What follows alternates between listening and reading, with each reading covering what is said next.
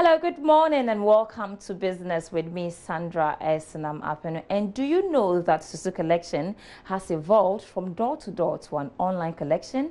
Well, in the following report, Fawzia to Adam explore the evolution of Susu business here in Ghana. Ideally, Susu collectors would have to go round to collect their Susu from their clients.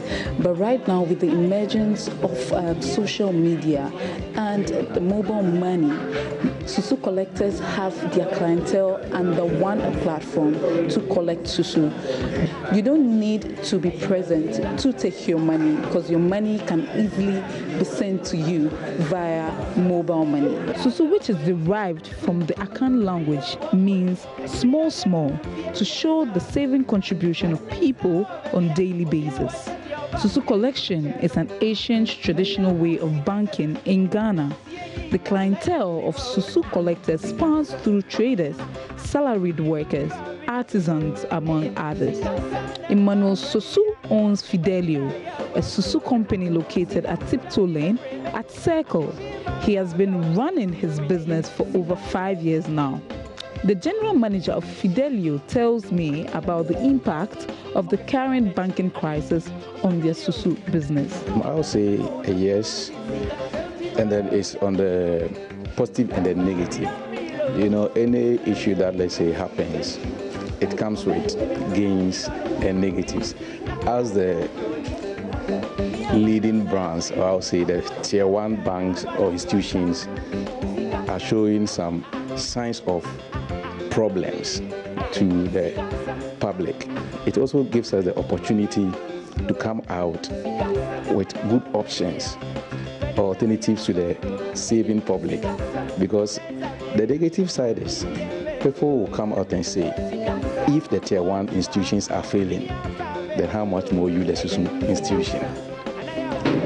But that also gives us the opportunity to come out with alternatives and then make a case that we are the traditional or the status of the banking activity. General Manager of Ghana Cooperative Susu Collectors Association, Obed Asimini, lamented the collapse of the 7 banks within a year has caused fear among their clientele. Seriously, there's an impact on the development. Currently, the current development in the financial sector is having huge impact on Susu collectors because the confidence of the customers is winning. It has won. So I could literally count over 20 Susu companies, or let's say savings and loans companies, from the Malata Junction through to this Sadisco traffic light, which shows that the Susu business is a lucrative one in Ghana.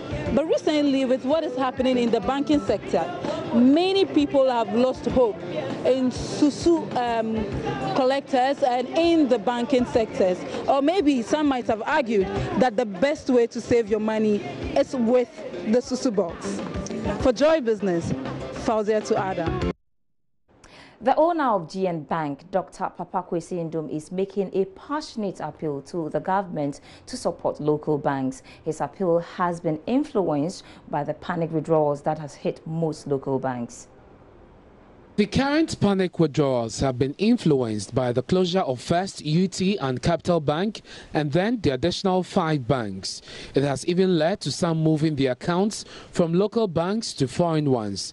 This because most depositors are of the view that more local banks could go down. This is said to have been one of the reasons for Royal Bank's collapse. But in an interview, Dr. Papa Kwesi Ndom tells Joy Business government must act now to save the banks because of their impact on the economy. Well, I have heard the president recognize the importance of Ghanaian-owned banks. So I take him on his word that he wants Ghanaian banks to prosper. I have heard the governor also make the same pledge.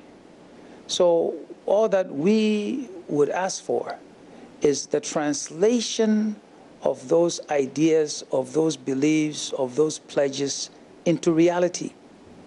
Because, quite frankly, the Ghanaian-owned banks are suffering from a crisis of confidence. And that crisis of confidence is turning into a liquidity challenge because some people are removing their funds from Ghanaian-owned banks. Some people are denying Ghanaian-owned banks the deposits that should go to them. And we need to reverse that trend. And government should help, the Bank of Ghana should help, and we, the people within those banks, we should demonstrate that, that we are worthy of the people's monies, that we will keep them safe and sound, and that we'll do the right thing. The situation is said to have gone from bad to worse, as some local banks are now struggling to secure international transactions unless they meet the new capital requirement. Having strong local banks would indeed help the economy and could prevent capital flight when the funds are held by foreign banks. The financial services sector, particularly the banking sector, has been plagued by a number of challenges. As a result, a lot of financial jargons have been used in recent times. One of such words is derivatives. Philip Namfuri caught up with Dr. Saint Kutu, a lecturer in finance and risk management at the University of Ghana Business School, for an explanation.